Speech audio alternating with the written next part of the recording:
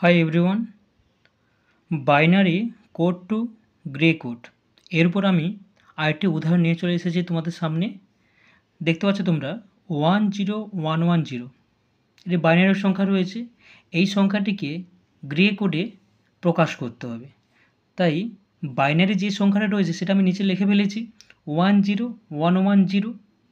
তাই প্রথম আমাদের কাজ কি, এই ওয়ানটা আমার এখানে নিচে চলে আসবে, এই ওয়ানের সঙ্গে এই জিরো যোগ হবে, তাহলে 1 প্লাস 0 সমান কি আসবে 1।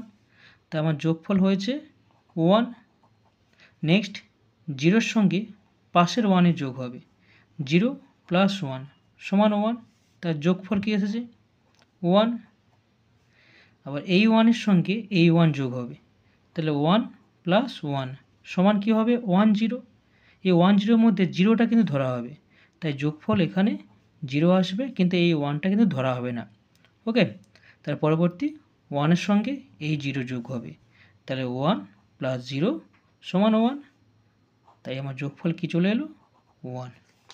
ওকে, অতএব 10110 যে বাইনারি সংখ্যাটা ছিল তার সমতুল্য গ্রে কোড কী পেলাম 11101। এটা হলো আমার গ্রে কোড।